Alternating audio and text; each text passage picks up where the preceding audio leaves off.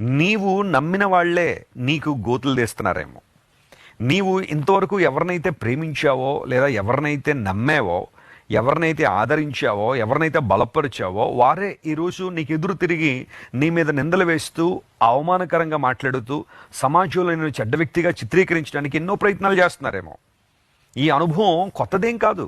ఆనాడు కీర్తనకారులు తమ జీవితాల్లో ఎదుర్కొన్నవే ఇవన్నీ కూడా. మా ప్రాణం తీసేయాలని చూస్తున్నారు ప్రభువా, వారు ఉరులు ఒడ్డుచున్నారు. పక్షులను వేటాడడానికి కొన్నిసార్లు వేటగాళ్ళు ఉరులు ఒడ్డుతూ ఉంటారు. ఆ ఉరుల్లో పక్షులు చిక్కుకుపోయి ఆ వేటగాడికి ఆహారంగా మారిపోతూ ఉంటాయి. అనేక మంది మనకు తెలియకుండానే ఉరులు ఒడ్డుతున్నారట. వాళ్ళ ఉద్దేశం ఏంటి అంటే, వాళ్ళ యొక్క లక్ష్యం ఏంటంటే మన ప్రాణమును కృంగదీయాలని, మన ప్రాణము తీసివేయాలని. అంత మాత్రం కాకుండా కీర్తన గ్రంథం 31వ కీర్తన 9వ వచనం మనం చదివితే అందులో ఒక మాట ఉంటుంది, ప్రభువా నేను ఇరుకున పడి ఉన్నాను, నా కన్ను